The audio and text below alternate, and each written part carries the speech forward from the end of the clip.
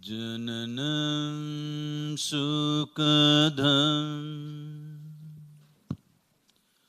Maranam Karunam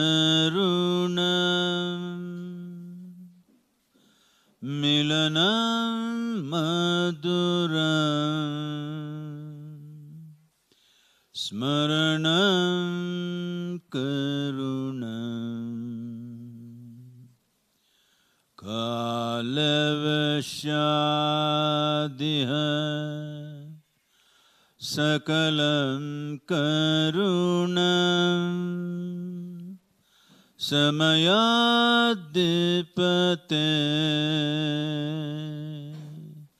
Akilam Karunam.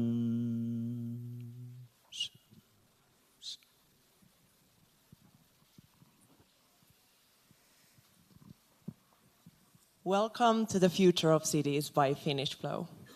Finnish Flow is coordinating the Finnish business community participation at Davos side events, the World Economic Forum side events.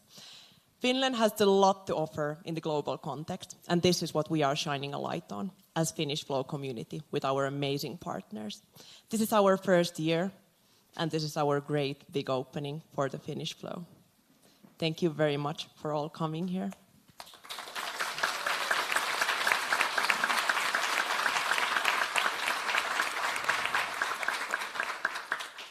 And now when we're entering the flow, I would love to introduce our dear partner, Future of Cities, Tony Cho. Thank you, Jana. Thank you, esteemed guests. Thank you, Deepak. Thank you, Elena. Thank you, Sadhguru. What a phenomenal experience today of transformation, aligned thinkers, working on global transition to a more regenerative future. At the Future of Cities, we are aiming to impact the lives of 1 billion people through innovations in the built environment. And today I'm hopeful and so grateful to my partners from Finnish Flow and to be part of this beautiful Finnish community of innovators and impact investors and technologists and visionaries. It's a true honor, and I can only imagine and dream together with you guys what the future will hold. Thank you so much. Thank you.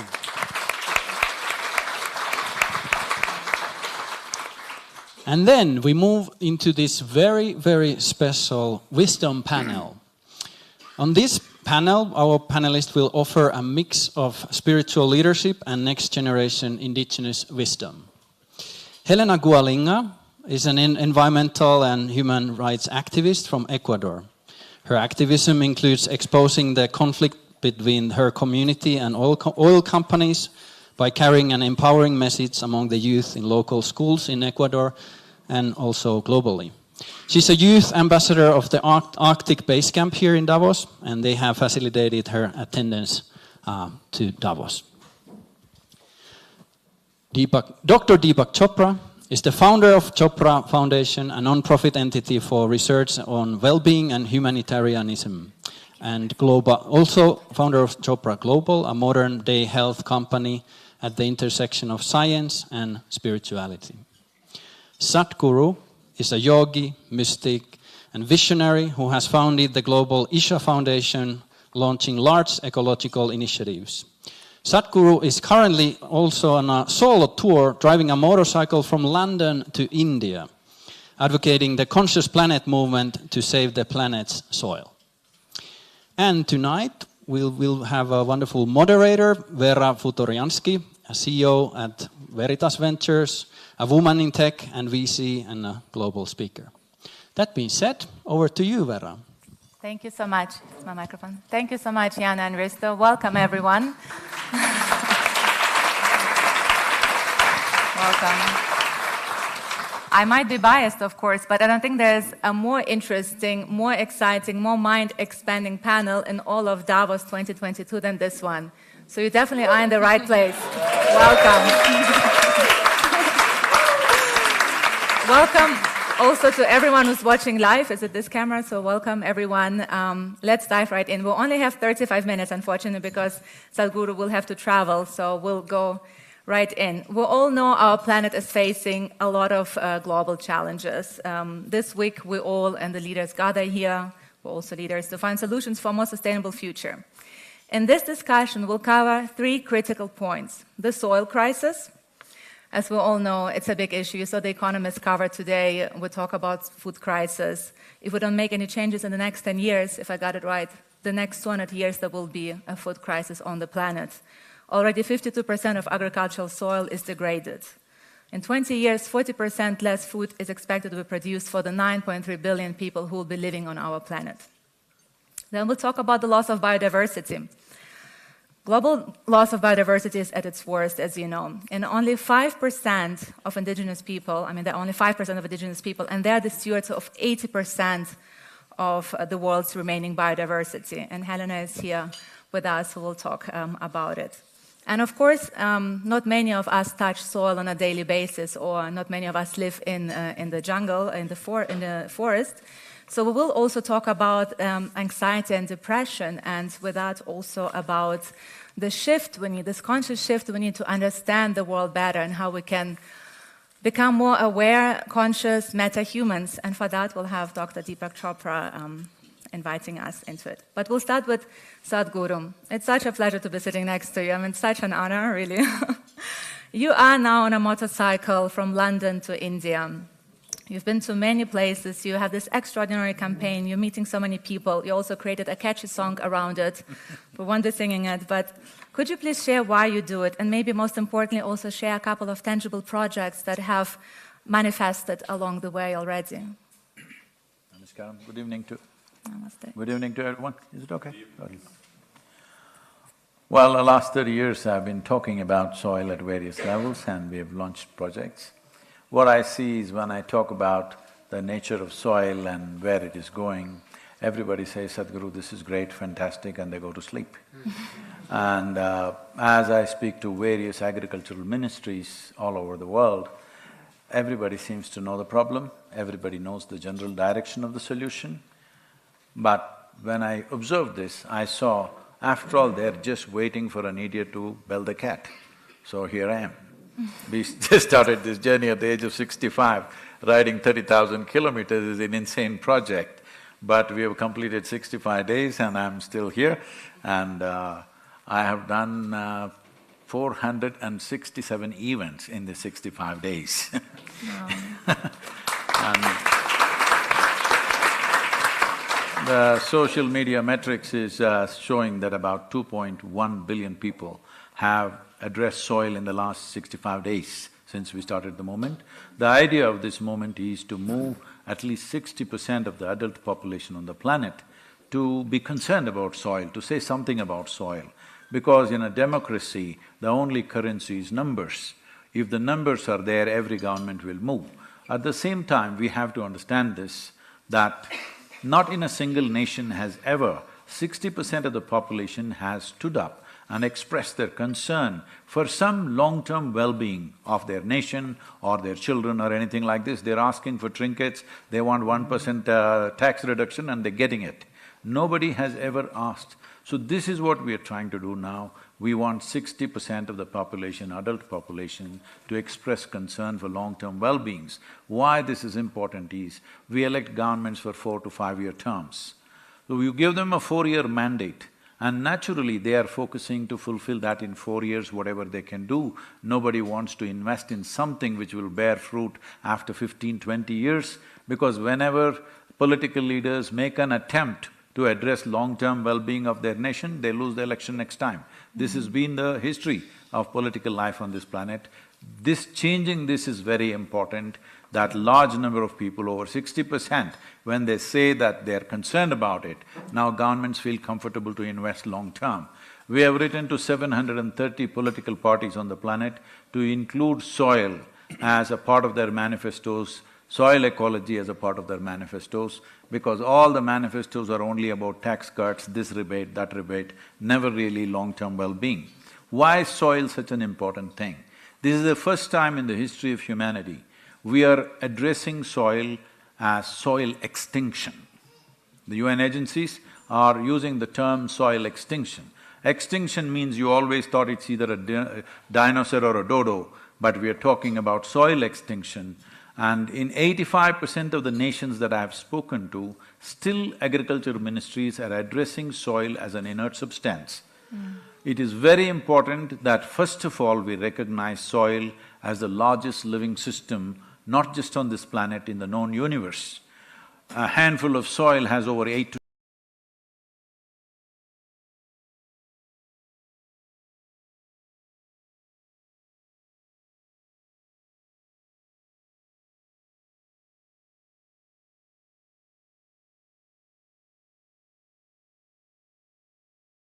of life for us. We are just a consequence of what is happening in the 15 to 18 inches of soil. If we have to bring this to context in some way, see, before photosynthesis started nearly 1 billion years ago, the oxygen content in our atmosphere was just 1%. Today it is 21%. It is because of this we have evolved this way, it is because of this we are breathing and alive right now. But in the last 1,000 years, we have removed 85% of the photosynthesis on the planet. What is the plan, really? Everybody is busy talking about carbon dioxide. I know it is an issue, I'm not saying it's not an issue, that is also a significant issue, but if we put fair measuring mechanisms, over 40% of the global warming and climate change is happening because of plowed lands. 54% of the Earth's land is plowed, seriously plowed. Another 18 to 20% is partially done. So nearly 71% of the land is under agriculture. This largest piece of geography, where men and women are every day tending to it, we can't fix that. But everybody is talking about fixing the ocean, rainforest, sea comes from there, but most other people who are living in cities, they have never seen what's a rainforest. As far as the rainforest is concerned, if you just stay out of it, it'll be doing great. There is no need for anybody to have a project for that. Forest is something that's managed itself for millions of years, it can last for millions of more years. It doesn't need our help, it just needs some respite from us. But agricultural land is part of our nourishment process, it is part of our economic process, and this is where the real problem is, and that's not been addressed. This is why the Save Soil movement, as I said, 65 days we are on, another 30+ days are there.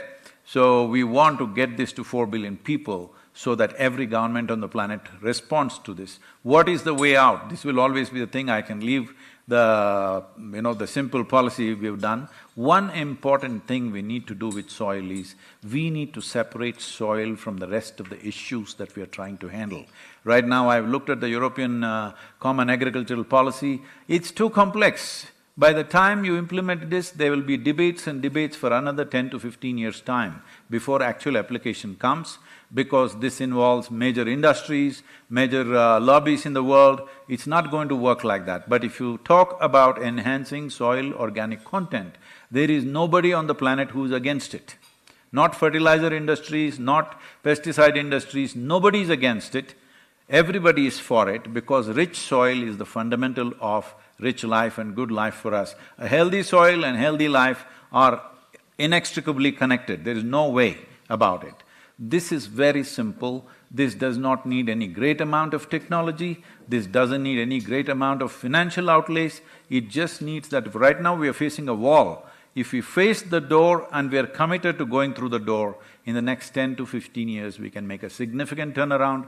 We have prepared 193 soil policy handbooks for 193 different nations, considering their latitudinal position, their soil types, their economic conditions and their agricultural traditions, because even if you have all the science, you cannot turn the agricultural traditions around overnight, it takes a certain amount of time, you have to work with this. These things have been presented to the nations.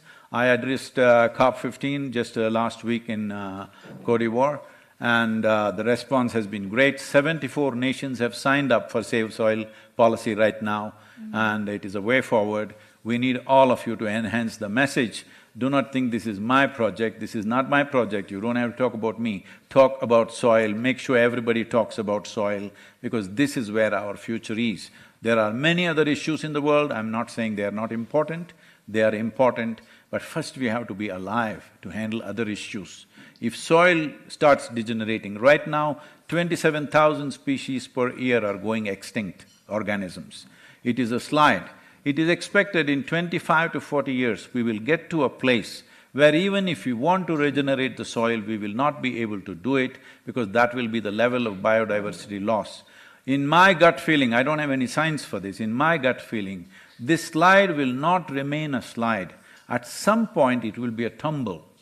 Before it goes into a tumble, we have to push the slide backwards, otherwise we will be a very regretful generation.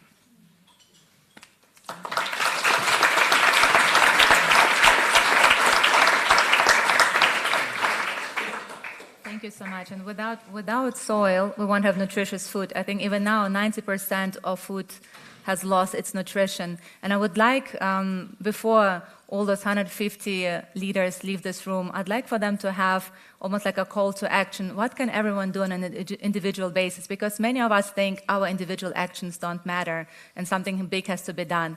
But as little as for the climate change, not leaving your flower on the floor in the hotel and not having needed, a clean towel every day. So maybe about the soil we can also speak. What can an individual do on an individual basis? What can we do, each one of us, to save soil? See, the moment you say that everybody want to roll up their sleeves and go and fix their kitchen garden, that's very cute, but that is not a solution. We've passed that stage. We've passed that stage where I do something wonderful, you do something wonderful, and there will be a solution. We have well passed that stage. We should have done this in 70s. You can't be talking about this in 2022, let's do something little and be happy. If you're doing this for your personal satisfaction, that's different. If you're doing it for a solution, right now, unless this is enshrined in the policy of the world, there will be no solution because you're addressing 71% of Earth's geography. This is not going to be fixed by me doing something cute in my house and you doing wonderful things. Even if you have 10,000 acres of land, if you fix it, it's still not a solution because there is no guarantee the next generation will do the same thing for you unless it is made a law. When I say a law, see, in urban lands there are laws. If you have 10,000 square feet of land, you cannot build a 10,000 square feet of building. They will allow you to build 6, 7, 8,000 square feet. But if you have 10,000 acres of land, you can plow every inch of it, turn it into a desert in 10, 15 years' time, nobody will ask you, why have you done it? Should this change or not? Thank you. Helena, thank you so much for flying all the way from Ecuador. It's really a pleasure to have you here with the beautiful earrings. I was just checking if she used those feathers to fly here. Beautiful though. Thank you. We don't bring enough, we're here in Davos and it's historically has been pretty much people of one color making decisions. We don't bring enough indigenous people to the table. I think it's so important to have people at the table whose lives we decide upon, right? They're not at the table enough, so it's a really big pleasure to have you here. I think it's really important also for the audience to know that… For the little girl, come on. Yeah, exactly.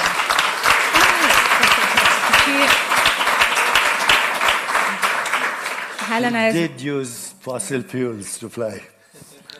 Well, but we need to hear her No, voice. just kidding. So yeah, she's representing Indigenous women. I'd like for you to speak about Indigenous women in a second, about role you play. I think important for everyone to know, and Helena will speak more about it, that only one of few groups were able to protect the forest. The indigenous people are one of the few groups that can protect it. And Helena's tribe, if that's correct, took the Ecuadorian government to court in 2011 and won that battle. Let that sink in, to win the battle. To international court. It's a first of its kind. Could you please tell us a little bit more about it, and especially what role the indigenous women play in it? Yeah, of course. Hi, everyone. Thank you for being here. It's a pleasure to share this panel with you. I come from a community called Sarayaku in the Ecuadorian rainforest. I grew up there, and I also partly grew up in Finland. But when the year I was born, which is in 2002, an oil company entered my community without my people's consent. And there was this immediate response to this, which was, no, we don't want you here. We had already seen the devastating impacts that the oil industry would have in the Amazon rainforest, what it would do to our health, what it would do to our water. We have really horrible examples of what the oil industry's activities lead to in the Amazon. So we had this very clear idea of we don't want the oil industry here. And this is 20 years ago when no one knew what the Amazon rainforest was, basically. There was no media covering this. There were no international NGOs, governments, nothing working in the Amazon or to protect the Amazon. So we were a community of 1,000 people facing two of the biggest powers of my country, which is the government and the oil company. My people knocked on every door they could find, which was taking them to a small court in the region. When that didn't work, they didn't accept the case. They took it to the national court. They did not accept the case. And 10 years later, in 2012, we were able to take the Ecuadorian state to international court for violating our human rights and for not respecting our rights to our territory. This was the first one of its kind in not just the Amazon, not just in Ecuador, but in Latin America. So this changed the entire future of indigenous people's rights and our right to our territory across Latin America, not just in my country. So and the indigenous women. Yeah.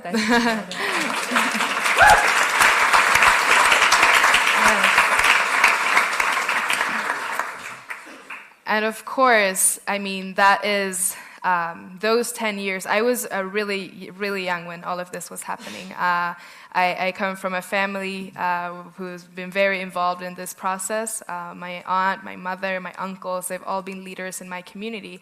So I was always kind of running around. My mom was a leader at the time. I was someone who would never leave my mom's side, so I was attending all her meetings from the age of 4 until now, whenever I can. And, you know, yeah, we had a really strong leadership from the women in the community.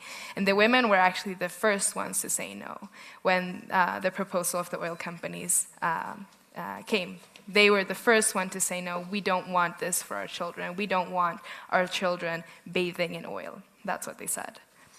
So it's really important to understand this relationship that women have, not only to land, but the entire rainforest, the entire ecosystem. And as you were saying before, we indigenous people, only make up 5% of the world's population, but we have 80% of the world's biodiversity in our territories.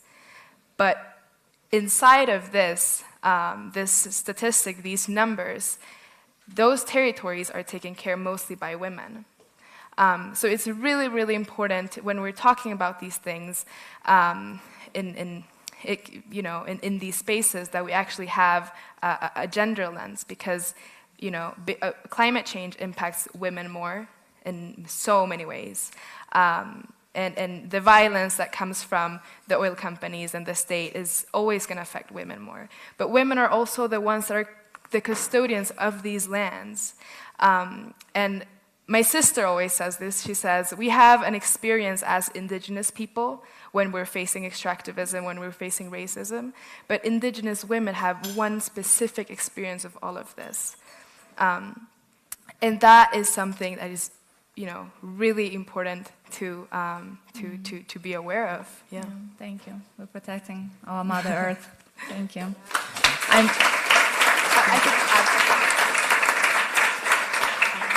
And going back to this landmark, victory that we had 10 years ago now, we've been able to see many, many more victories in the Amazon to protect the Amazon rainforest, because it created this really important legal precedent.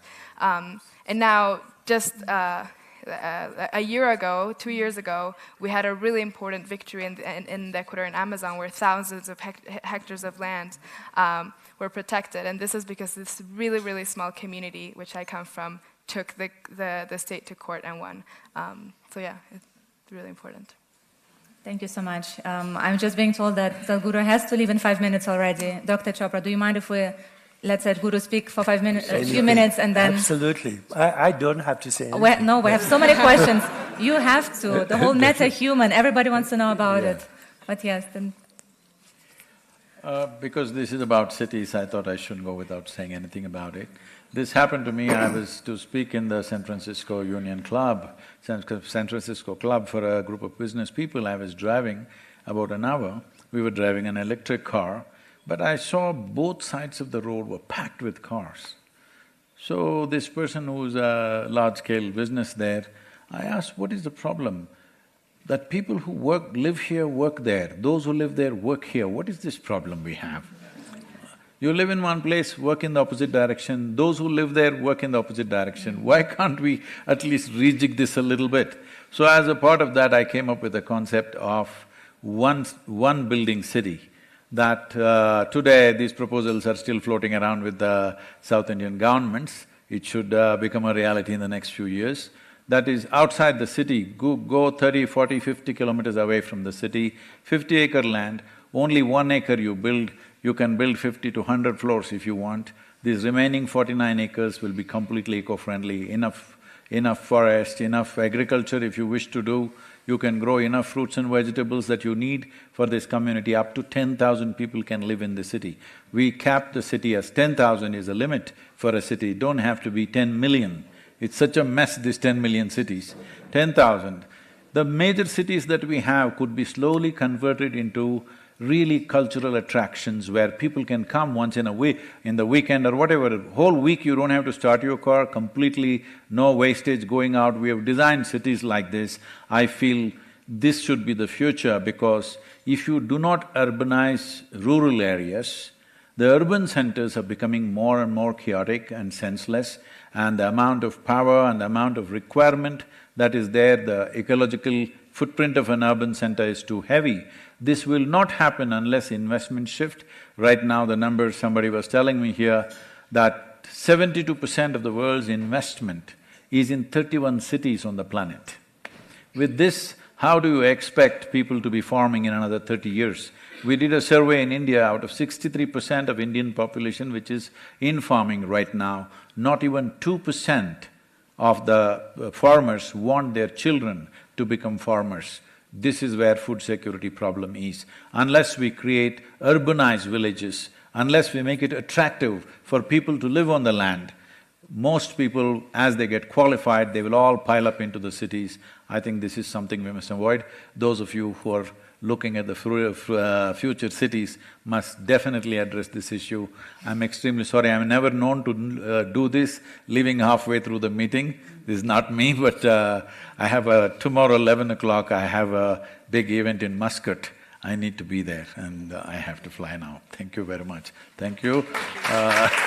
Namaste. Thank you.